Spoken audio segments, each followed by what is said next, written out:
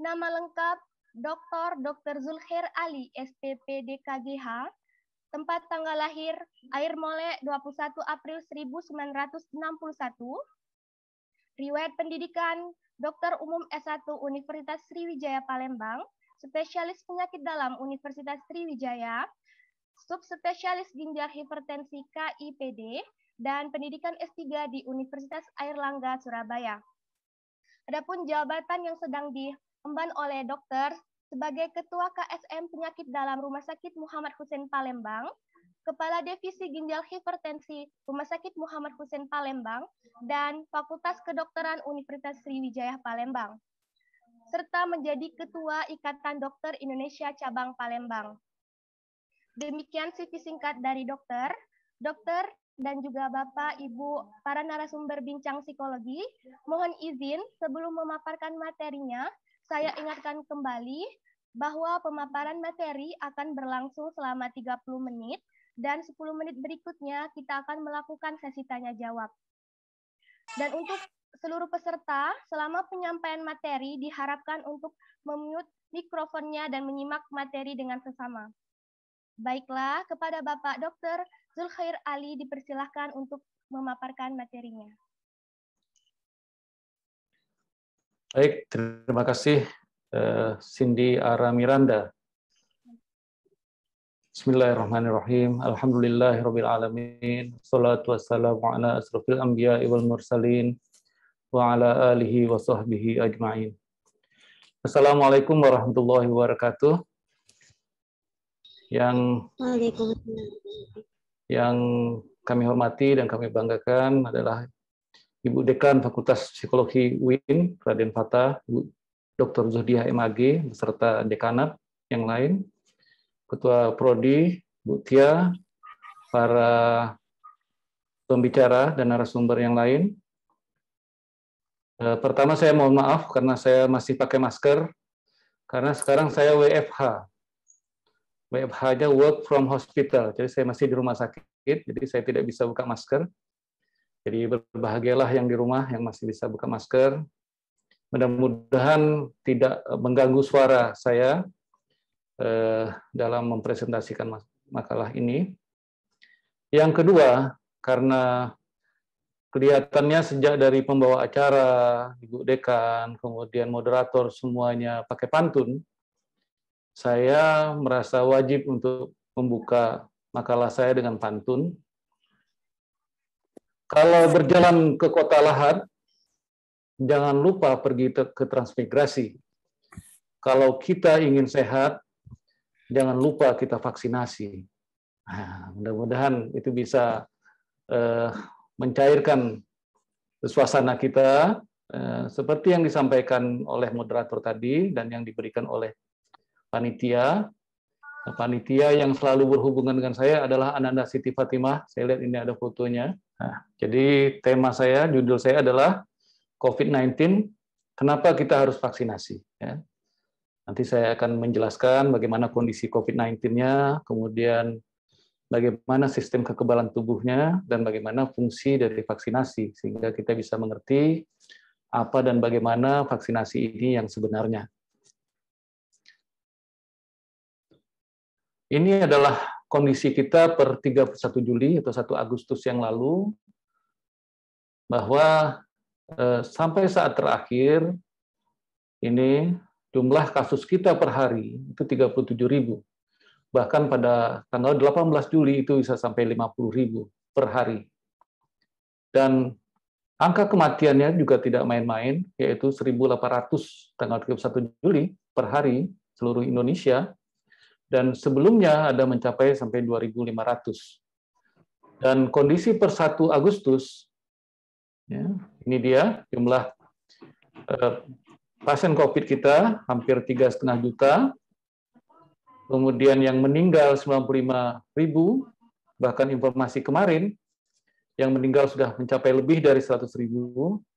Jadi negara kita, Indonesia, merupakan satu dari 2 negara setelah India yang angka kematiannya lebih dari 100.000. Kalau kita lihat berandai-andai, ini adalah Istana Olahraga Bung Karno di Senayan, Waktu itu kapasitasnya 120.000, tapi karena dipakai kursi dan yang lain-lain, akhirnya menjadi 77.193. Jadi kalau saudara-saudara kita yang meninggal ini dimasukkan ke dalam Gelora Bung Karno, itu tidak muat, kecuali kalau kita masukkan dia ke lapangan hijau. Apalagi kalau sudah 100.000. Ada satu lagi perumpamaan yang menarik, yang perlu kita pikirkan adalah, kita bayangkan, ini adalah pesawat kita, di antaranya Garuda Indonesia yang kita banggakan. Untuk yang Boeing 737 atau Airbus 120, itu kapasitasnya adalah 170 seat per pesawat. Nah, ini yang pembandingan yang disampaikan oleh CNN Indonesia tempo hari. Kalau kita lihat per hari, jumlah yang meninggal berkisar antara 1.600 sampai 2.000. Berarti setiap hari di Indonesia ini ada kecelakaan pesawat sebanyak 10 buah pesawat. Setiap hari sejak pertengahan Juli. Dapat dibayangkan, satu saja pesawat yang jatuh, seperti baru ini, Sriwijaya Air, itu semuanya ribut. Bayangkan setiap hari 10 pesawat jatuh di Indonesia ini. Oleh sebab itu, kondisi ini diharapkan dapat menggugah kita bersama-sama, ya, agar kita betul-betul waspada dengan COVID-19 ini. Ini bukan main-main, sesuatu hal yang berada di depan kita, sudah masuk ke dalam kamar tidur kita, bahkan sudah masuk ke dalam pernapasan kita. Bagaimana dengan Palembang? Ini tanggal 31 Juli, dikatakan ada 9 kabupaten kota yang zona merah. Selebihnya zona orange, tidak ada zona kuning maupun hijau. Berita kemarin, pertanggal 4 Agustus 2021, angka ini bertambah lagi menjadi 13 kabupaten kota yang merah, sementara yang orange hanya 4 kabupaten kota. Jadi semuanya akan bertambah, semuanya akan berlanjut, dan semuanya harus betul-betul kita waspadai. Walaupun kita tidak termasuk 10 besar kasus aktif, kemudian kasus sembuhnya juga tidak masuk di sini, tetapi yang menariknya, untuk kasus kematian kita nomor 9 se-Indonesia. Jadi sudah 2.099 orang pada 1 Juli, 1 Agustus. Saya yakin hari ini sudah semakin bertambah, karena setiap hari biasanya bertambah 10-15 orang. Dan ini adalah nyawa saudara-saudara kita, mungkin anak kita, mungkin orang tua kita. Jadi oleh sebab itu, kita harus tetap berikhtiar semaksimal mungkin, apakah itu kita sebagai dokter, apakah itu sebagai pemerintah, sebagai mahasiswa, maupun sebagai masyarakat umum. Karena ini tidak mungkin kita cegah, kita habiskan kalau kita tidak bekerja sama. Saya ingin kembali ke asal. Ada pertanyaan orang yang banyak, kenapa orang menjadi sakit? Gitu. Ini pertanyaan yang sangat menarik. Kenapa orang A sakit, orang B tidak, padahal dia pada tempat dan lokasi yang sama. Ada yang istilahnya sebagai segitiga epidemiologi, ya, yaitu penyakit terjadi karena 3 hal, 3 aspek, yaitu aspek agent ini adalah kumannya, apakah itu bakteri atau virus. Yang kedua, aspek host, yaitu aspek orangnya. Jadi aspek kita masing-masing, bagaimana kondisi kita, dan yang tidak kalah pentingnya adalah segitiga yang lain adalah lingkungan. Kalau ada keseimbangan antara agent, host, dan lingkungan, maka insya Allah kita akan sehat walafiat. Namun di satu sisi, kalau agent yang bertambah, ya, jadi bibit penyakitnya yang bertambah seperti sekarang, tiba-tiba ada virus SARS-CoV-2 yang menyebabkan COVID-19, maka terjadilah penyakit. Semakin ada mutasi yang berbahaya, semakin timbul penyakit kita. Oleh sebab itu pada Juni-Juli ini kita betul-betul kewalahan, ada ratusan ribu orang yang sakit, dan bahkan ada yang meninggal. Ini kalau penyakitnya yang berat. Di lain pihak, ada pula justru hostnya yang lemah. Ya. Biasanya ini karena daya tahan tubuh turun, ya, sehingga kumannya mudah masuk ke dalam tubuh kita. Dan yang ketiga, ada saatnya justru lingkungannya ini yang justru menyenangkan agent. Contoh yang sederhana adalah, misalnya ada wabah banjir, kalau khusus untuk COVID ini, misalnya contohnya adalah di tempat-tempat yang berkerumun, yang ramai, itu agentnya akan tumbuh subur, yang panas, tertutup, ya, tidak terbuka, ventilasi jelek, sehingga orang tersebut akan sakit. Di lain pihak, ada pula lingkungan yang justru tidak memudahkan hostnya, yaitu manusia. Jadi contohnya di sini kalau industrialisasi, misalnya daerah yang misalnya membuat daya tahan tubuh kita menurun, misalnya pengap, panas yang tinggi hebat, kita dehidrasi, sehingga kuman bisa menyebabkan penyakit pada orang tersebut. Jadi 3 hal inilah yang harus kita perhatikan kalau kita tetap ingin sehat. Nah, tadi kita bicarakan satu hal yang sangat penting pada host atau pada manusia adalah kekebalan tubuh atau yang disebut sebagai sistem imunitas. Apa itu sistem imunitas? Adalah sistem yang sangat kompleks di dalam tubuh yang bertanggung jawab untuk melawan penyakit. Jadi sistem imun ini sebetulnya bukan hanya penyakit, tapi semua yang berada dari luar itu dilawan. Jadi misalnya kita tertusuk jarum, tiba-tiba kaki kita bengkak, misalnya itu adalah karena sistem kekebalan tubuh kita. Atau ada orang yang cangkuk ginjal, cangkuknya itu dilawan dan dirusak, itu penyebabnya adalah karena sistem imun. Sedangkan sistem imunitas itu didesain untuk mengenal dan menghancurkan benda asing yang masuk ke dalam tubuh manusia, termasuk patogen. Patogen inilah penyakit, ya. Apa itu patogen?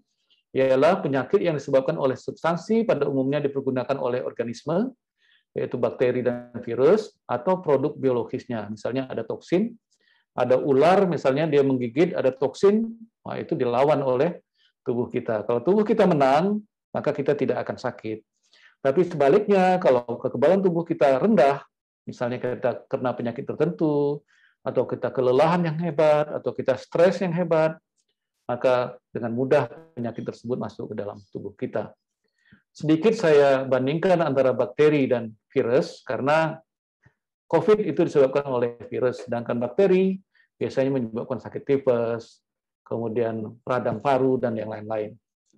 Kalau bakteri, itu adalah mikroorganisme yang sel tunggal, punya inti sel yang dapat membelah sendiri dengan cepat. Sedangkan virus itu tidak dapat membelah sendiri, membutuhkan sel dan jaringan hidup dari tubuh host tadi untuk membelah dan memperbanyak diri. Jadi kalau kita lihat di sini, bakteri bisa hidup di luar tubuh manusia. Dia berkembang biak, semakin lama semakin banyak. Sedangkan virus, seperti virus COVID-19 ini, sebetulnya dia tidak bisa hidup lebih lama di luar tubuh manusia. Dikatakan di beberapa permukaan itu maksimal 5-6 hari dia akan mati sendiri. Tetapi kalau dia masuk ke dalam tubuh kita, dalam tubuh manusia, maka dia akan berbiak, berkembang biak, dan memperbanyak diri. Ini kita ketahui bersama, gambar yang sangat cantik dari virus COVID-19. Ya, inilah yang kalau masuk ke dalam tubuh kita, kemudian terikat di reseptor yang kita sebut sebagai S2, maka dia akan menyebabkan penyakit COVID-19. Nah, ini proses yang sangat kompleks yang terjadi di dalam tubuh kita, bagaimana sistem pertahanan kita yang bukan main hebatnya, dan tidak mudah dijelaskan dalam waktu hanya 30 menit ini. Tapi setidak-tidaknya dapat kita lihat dengan masuknya antigen ini adalah penyakit salah satunya, sehingga dapatlah dia berkembang membuat pertahanan tubuh kita yang sangat hebat, sangat kompleks, tapi dalam kondisi tertentu kadang-kadang terpaksa dikalahkan oleh virus ataupun bakteri ataupun penyakit-penyakit yang lain. Ini cukup banyak, beberapa sel yang kita ketahui, T helper, kemudian memory cell, sel plasma, dan lain-lain. Ya, jadi ini hanya menggambarkan begitu kompleksnya dan tidak sederhananya sistem pertahanan tubuh kita. Jadi tidak bisa dijelaskan dengan sekedar misalnya minum vitamin atau minum daun sungkai atau yang lain-lainnya. Ini yang terjadi kalau ada benda asing, apakah itu virus, bakteri, ataupun apapun saja, misalnya jarum, maka akan terjadi dua kemungkinan. Yang pertama, respon imun kita akan berperan, gitu. Jadi imunnya merespon, sedangkan pada orang dengan penyakit dengan imunnya yang sangat rendah, dia tidak merespon, dia langsung sakit biasanya. Ini ada banyak penyakit autoimun seperti lupus dan yang lain-lain harus lebih berhati-hati karena dia mudah sekali terserang penyakit-penyakit. Kemudian respon imun ini ada dua, yang non-spesifik dan spesifik. Yang non-spesifik nanti kita jelaskan lebih lanjut, ada yang anatomi, fisiologi, dan biokimia, sedangkan yang lain adalah fagosit dan inflamasi. Sedangkan yang spesifik itu adalah humoral atau antibodi, atau juga bisa seluler, yang dapat terjadi pada T helper killer cell. Yang tubuh kita pada saat pertama yang menghadapi penyakit itu adalah ini kulit, membrana mukosa di mulut, di hidung misalnya. Kemudian ada cairan sekret dari kulit dan membrana mukosa. Jadi adanya misal kita sesuatu masuk ke dalam hidung kita jadi bersin, itu adalah sistem pertahanan tubuh kita yang pertama. Atau kita tiba-tiba jadi pilek, itu adalah reaksi tubuh kita untuk melawan penyakit yang datang. Sedangkan pertahanan yang kedua, ini sudah terjadi inflamasi atau peradangan, contohnya seperti saya katakan tadi, kalau kita tertusuk jarum, maka tangan kita atau kaki kita akan bengkak. Itu adalah reaksi kekebalan tubuh kita yang kedua. Kemudian ada sel-sel yang lain, sel-sel fagosit yang akan membunuh virus tersebut, kuman tersebut, dan ada berbagai protein. Sedangkan pertahanan yang ketiga, ini adalah pertahanan tubuh yang spesifik. Nanti di sini peran dari vaksinasi, itu adanya sel dan antibodi, limfosit dan antibodi. Ya. Ini, ya. Nah, untuk pertahanan yang ketiga ini, yang spesifik tadi, itu ada dibagi dua lagi, yaitu ada yang disebut sebagai imunitas alami, yang kedua adalah imunitas artifisial. Ya, artifisial adalah imunitas buatan. Jadi kalau kita lihat di sini, untuk yang alami, itu kalau kita sembuh dari penyakit, misalnya kita ketularan COVID-19, itu otomatis tubuh kita akan mengalami imunitas sementara, mungkin sampai 3 atau 4 bulan. Sedangkan yang pasif adalah kalau dia dikeluarkan, misalnya ada ibu yang sakit, dia punya anak kecil, dia menyusukan anaknya, itu bisa ditransfer ke bayinya. Untuk imunitas buatan juga ada dua. Yang pertama yang juga akan kita bicarakan pada hari ini adalah bagaimana paparan antigen kuman yang hampir sama dengan ini. Itu yang kita sebut sebagai vaksinasi. Jadi yang disuntikkan pada waktu vaksinasi adalah biasanya kuman atau virus yang dilemahkan atau bagian dari virus-virus tersebut. Sedangkan yang pasif itu biasanya pada orang yang sakit, itu disuntikkan antibodi ke dalam tubuhnya, ya, sebagai mungkin pernah mendengar istilah terapi plasma convalescent, itu termasuk dari imunitas artifisial yang pasif. Jadi dimasukkan antibodi dari orang yang sudah mengalami COVID-19, disuntikkan kepada orang yang sakit sehingga dia membentuk antibodi juga di sana. Ini vaksinasi adalah imunitas buatan yang diperoleh dengan cara memaparkan antigen kuman secara sengaja. Jadi disengaja disuntikkan sehingga tubuh memberikan reaksi. Ini contohnya disuntikkan di sini, ya, jadi vaksinasi disuntikkan, kemudian akan muncul pertahanan. Ini saya katakan tadi T helper, sel beta, maka terjadilah antibodi di sini sehingga kalau ada infeksi dari virus yang masuk ke dalam tubuh kita, dia akan dilawan oleh antibodi spesifik ini. Inilah yang sebenarnya yang diharapkan dalam vaksinasi. Nah, jadi apa itu vaksin? Vaksin adalah produk biologis yang dapat menghasilkan imunitas spesifik untuk penyakit tertentu. Sedangkan vaksinasi adalah proses pemberian vaksinnya, sedangkan imunisasi adalah proses yang menyebabkan seorang menjadi imun. Jadi kalau kita anak-anak biasanya kan imunisasi, vaksinasi itu hampir sama, tidak apa-apa, tapi imunisasi itu adalah proses setelah vaksin kita suntikan, jadi di dalam tubuh akan berproses menjadi imun. Ini persamaan sekaligus perbedaan antara orang yang terkena infeksi COVID-19 atau orang yang divaksinasi. Jadi akan timbul kekebalan, ya, akan timbul kekebalan. Hanya masalahnya kalau di sini orangnya akan sakit duluan. Kalau dia sakitnya ringan, alhamdulillah setelah itu dia akan sembuh. Dan tidak jarang seperti yang kita lihat belakangan ini, dia infeksi, kondisinya lemah, dia akan meninggal. Gitu. Sedangkan vaksinasi itu tidak menimbulkan penyakit, biasanya ada efek samping yang ringan sampai sedang, kadang-kadang demam, sakit, nyeri. Itulah yang kadang-kadang ditakutkan oleh orang, padahal manfaat vaksinasi itu jauh lebih besar daripada efek samping yang kemungkinan terjadinya. Ini contohnya infeksi. Kalau sudah terjadi infeksi, terjadilah imunitas di sini, walaupun dia sakit, sehingga dia akan sembuh. Kalau terjadi reinfeksi atau infeksi ulang, maka dia tidak akan sakit lagi. Bagaimana sebetulnya sejarah vaksinasi ini? Ya, sebetulnya kalau kita perhatikan, awalnya itu adalah vaksinasi cacar yang sekarang sudah tidak ada lagi, cacar gitu ya. Dulu mohon maaf banyak yang kira-kira sampai cacat wajahnya karena cacar ini, dan kita berterima kasih kepada Sir Edward Jenner tahun 1796 yang menyebabkan cacar itu sampai sekarang sejak tahun 74 itu hilang dari muka bumi ini. Bayangkan dari 1796 sampai 1974 itu hampir 200 tahun hilang cacar di muka bumi ini. Ya.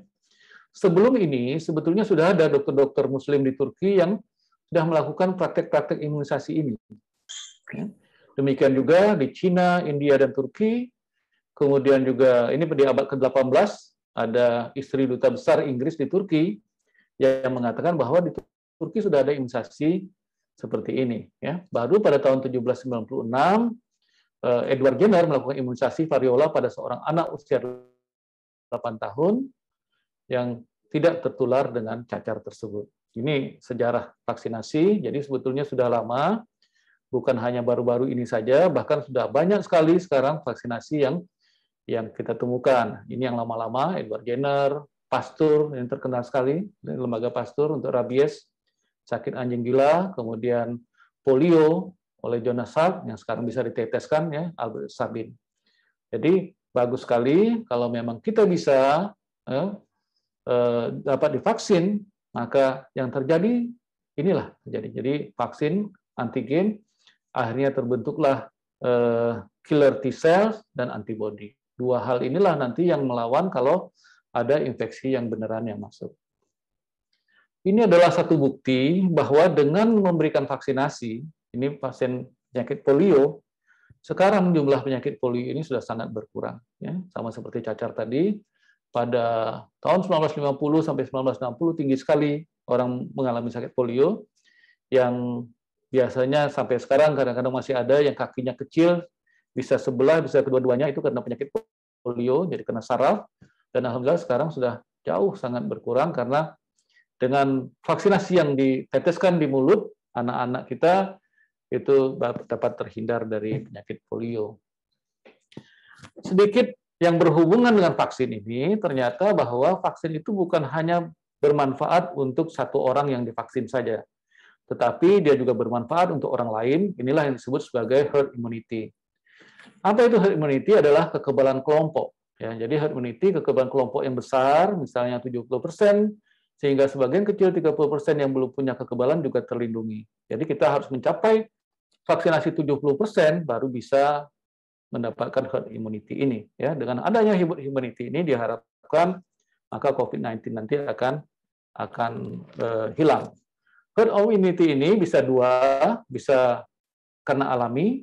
Jadi misalnya semua orang terinfeksi dari COVID-19 dan ada yang meninggal, ada yang sehat, dan biasanya kalau sudah sehat semua, virusnya akan mati dengan sendirinya. Dan yang kedua adalah herd immunity buatan, yaitu dengan vaksinasi.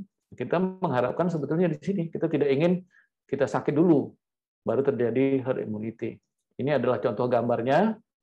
Kalau hanya sedikit, ini yang orang sehat yang tidak divaksinasi, kemudian ini orang sehat yang divaksinasi, ini sedikit sekali, cuma 3 orang, tapi ada 1 orang saja yang tidak divaksinasi dan sakit. Kalau dalam kondisi seperti ini, ya, maka akan mudah sekali terjadi terinfeksi dari 1 orang ini ke banyak orang yang lain. Jadi hanya sedikit sekali yang tidak terinfeksi. Sebaliknya, kalau semua orang divaksinasi, ya, maka 1 orang yang tidak tervaksinasi ini, maka tidak banyak yang bisa tertular, hanya 1 orang di sini yang ketularan. Ini prinsip herd immunity. Oleh sebab itu, bagaimanapun pemerintah ingin mencapai vaksinasi secepatnya minimal 70% seluruh Indonesia. Ini ya, vaksinasi. Kemudian di samping ini kita tetap harus 5M. Ya, ini sudah kita ketahui semua, walaupun tidak semua kita mengikutinya. Yang paling penting di sini, dari 5 ini adalah memakai masker. Karena seperti yang saya katakan tadi, bahwa virus ini dia tidak hidup di luar tubuh manusia. Dan dia tidak menyerang seperti macan menyerang kita, bahkan tidak menyerang seperti nyamuk menggigit kita. Dia hanya bisa menjadi sakit kalau dia masuk ke dalam tubuh kita. Dia masuk ke dalam tubuh kita adalah hanya melalui hidung dan mulut. Jadi oleh sebab itu kalau kita menutup hidung dan mulut kita, insya Allah maka kita tidak akan terjangkit penyakit COVID-19 ini. Bagaimana fakta tentang vaksinasi? Ternyata sampai 1 Agustus yang lalu, yang divaksinasi itu baru berjumlah 47 juta vaksinasi pertama, sedangkan yang kedua itu baru 20 juta. Padahal target kita ya dari 70% sampai 80% penduduk kita idealnya yang divaksinasi itu sebanyak 200 juta. Jadi baru 25%. Kenapa demikian? Karena pertama, di samping memang vaksin itu tidak mudah, kita datangkan dari luar negeri, berebut semuanya di luar negeri. Kemudian yang kedua, banyaknya masih orang-orang atau masyarakat yang belum mau divaksinasi, ya, belum mau divaksinasi. Dan yang ketiga, memang karena banyak masyarakat kita yang berada di pelosok-pelosok yang jauh di sana. Jadi 3 hal ini yang harus kita atasi agar kita dapat mencapai sasaran vaksinasi nasional. Jadi saya ulangi, apa tujuan vaksinasi COVID-19? Yang pertama, menurunkan angka kesakitan dan kematian akibat COVID-19. Yang kedua, mencapai kekebalan kelompok atau herd immunity untuk melindungi kesehatan masyarakat kita. Yang ketiga, yang juga tidak kalah pentingnya adalah menjaga produktivitas dan meminimalkan dampak sosial dan ekonomi. Kita sadari bahwa sampai saat ini COVID-19 ini bukan hanya menyebabkan gangguan kesehatan, tetapi menyebabkan gangguan semua hal yang berada di kita. Mulai dari ekonomi, sosial, emosi. Kalau kita lihat sekarang emosinya tinggi sekali, di media sosial itu semuanya saling menghujat, itu bisa karena dampak COVID-19, dampak orang WFH, dampak orang tinggal di rumah, gitu ya. Sebentar-sebentar mau emosi, mau marah. Apalagi para tenaga kesehatan yang memang sekarang sudah sangat capek. Ya. Ada istilah burn syndrome, nanti mungkin narasumber dari psikologi bisa menjelaskan sedikit mengenai sindrom kelelahan itu. Itu yang kami alami setelah 1,5 tahun lebih kami bertugas mengelola COVID-19 ini. Dan yang tidak kalah pentingnya, yang terakhir adalah melindungi dan memperkuat sistem kesehatan secara menyeluruh. Ini adalah beberapa jenis vaksin, ya. Mungkin ada yang bertanya mana yang lebih bagus, Sinovac. Saya tidak mau Sinovac, saya maunya AstraZeneca. Sebetulnya sistemnya seperti ini. Yang Sinovac yang kita pakai selama ini itu adalah virus yang dilemahkan atau virus yang dimatikan, yang tidak aktif lagi. Namun ada juga virus yang dilemahkan di sini, ya, dilemahkan. Ini tidak masuk di dalam kita, ada kode genik. Kemudian yang juga sekarang sedang masuk, ini Moderna, yaitu adanya mRNA, DNA. Jadi hanya yang diambil itu adalah DNA atau RNA dari virus tersebut. Ada lagi yang subunit. Subunitnya hanya bagian-bagian yang penting, protein-protein yang penting.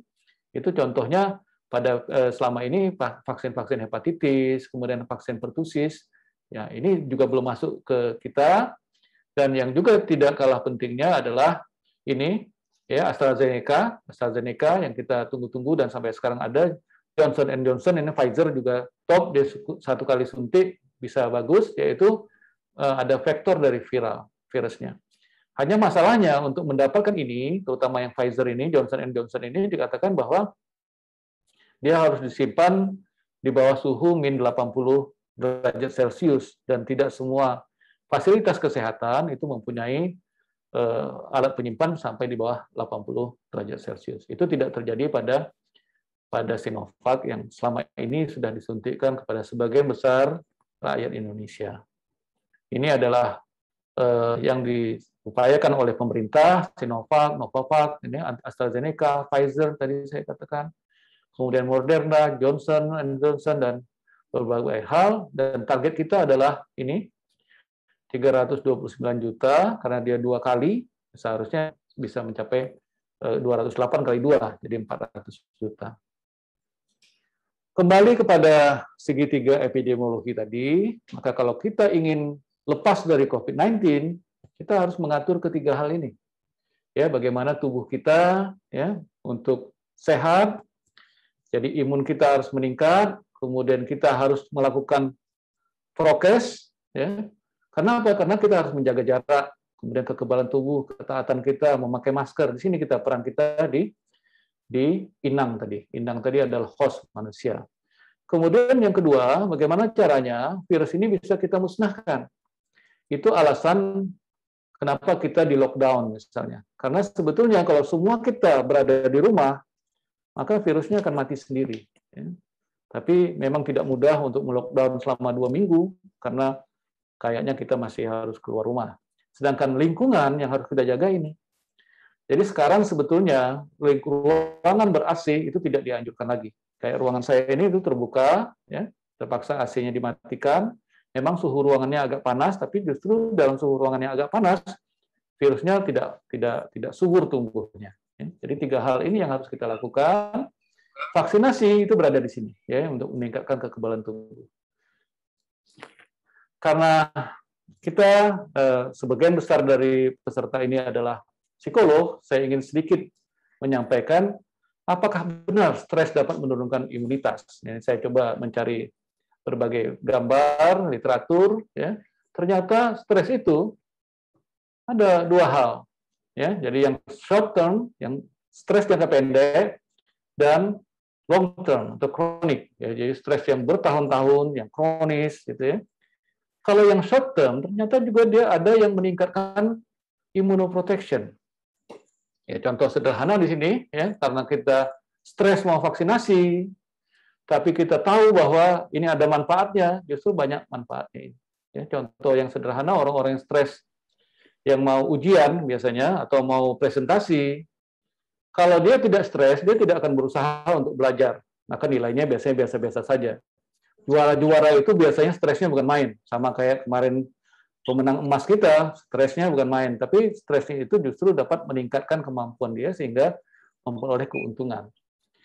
Di lain pihak, yang stres yang short term, itu juga meningkatkan imunopatologi. Ya. Jadi biasanya ini menyebabkan terjadinya menginduksi alergen, sehingga terjadi aktivasi imun, akhirnya terjadilah penyakit-penyakit autoimun atau penyakit-penyakit yang disebabkan oleh inflamasi. Sedangkan untuk yang stres yang long term atau kronik, itu pada umumnya memang dapat menurunkan kekebalan tubuh, yaitu meningkatkan imunopatologi. Kalau dia meningkatkan imunopatologi, dia akan terjadi autoimun. Sedangkan kalau dia meningkatkan imunosupresi, jadi imunnya ditekan, ya, itu bisa berbahaya karena dia menurunkan efektivitas dari vaksinasi, ya, dan menurunkan ketahanan kita terhadap infeksi. Tapi ada juga dikatakan mempunyai keuntungan kalau imunosupresi, yaitu penyakit-penyakit autoimun atau proinflamasi atau penyakit-penyakit transplantasi misalnya, itu akan dapat lebih baik. Sahabat dari stres ini adalah depresi. Nah, ini depresi, ya, penyebabnya banyak sekali, terutama status sosial ekonomi, kesehatan, merokok, dan yang lain-lain. Ini memang sebagian besar dapat menyebabkan gangguan imunologi. Ya, terjadi imunosupresi, tadi dikatakan, akhirnya muncullah penyakit-penyakit infeksi, penyakit-penyakit menular. Sedangkan kalau dia aktivasi imun, akhirnya terjadilah penyakit-penyakit yang sifatnya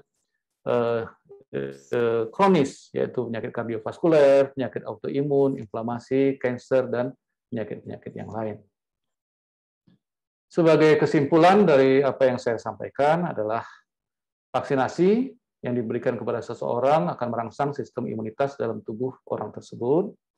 Kemudian untuk mempercepat penanggulangan COVID-19 di Indonesia, selain upaya prokes, juga kita perlukan vaksinasi COVID-19. Ini mau atau tidak mau, walaupun biayanya sangat besar, mari kita sambut vaksinasi ini dengan baik. Saya mengatakan selalu bahwa vaksinasi itu adalah hak kita, bukan kewajiban kita. Sehingga kita harus mencari, mengejar di mana orang vaksinasi supaya kita bisa terlindungi. Yang ketiga, agar dapat memutus rantai penularan secara menyeluruh, perlu dilakukan vaksinasi sekitar 70% kelompok sasaran atau herd immunity. Jadi mari kita ajak sahabat kita, saudara kita untuk vaksinasi, karena kalau hanya kita yang vaksinasi, maka tidak akan terjadi herd immunity. Kalau herd immunity tidak terjadi, maka penyakit ini masih akan tetap berada di antara kita. Yang terakhir, ini dilakukan pada orang sehat, atau yang penyakitnya dalam keadaan terkendali. Jadi orang-orang yang hipertensi, orang DM, sakit jantung, semuanya bisa divaksinasi kalau dalam kondisi stabil. Yang tadi, seperti saya katakan, vaksinasi adalah hak tiap warga negara, bukan kewajiban. Jadi harus kita cari, kita minta, dan kita kejar gitu, supaya kita dapat tervaksinasi. Sebelum saya mengakhiri presentasi saya ingin menyampaikan ada satu video ini yang saya lakukan beberapa waktu yang lalu, apa yang saya katakan sebagai double APD. APD ini adalah alat pelindung diri. Ada beberapa level, ada 3 level. Yang paling ringan adalah level 1, itu cukup pakai masker, kemudian mungkin pakai penutup wajah, face shield. Kalau level kedua, kita sudah harus pakai baju gaun. Sedangkan level ketiga, itu yang paling berat, itu sudah seperti baju astronot. Jadi semuanya tertutupi, yang kita sebut sebagai hazmat. Namun selain dari itu, dalam video ini, ada APD yang lain yang harus kita perhatikan. Mari kita saksikan bersama. APD kita itu ada 2. Yang pertama ini, masker, semuanya ini APD lengkap. APD yang kedua yang lebih penting, APD spiritual. Kita harus selalu berdoa, ya kita harus zikir, karena APD yang yang biasa ini itu tidak ada artinya kalau memang kita ditakdirkan untuk itu, gitu ya. Nah, makanya kalau kita lihat masyarakat yang seenaknya saja tidak mau pakai masker itu kita sedih, gitu. Nanti pas di rumah sakit ribut, tempat tidak ada, sekarang obat susah sekali, begitu. Banyak sekali obat-obat yang isolasi mandiri itu kosong. Nah, padahal sebelumnya kalau kita sadari bahwa ya ini karena ulah kita juga, begitu. Demikianlah yang dapat saya sampaikan. Terima kasih. Assalamualaikum warahmatullahi wabarakatuh. Waalaikumsalam warahmatullahi wabarakatuh. Baiklah, terima kasih kepada Bapak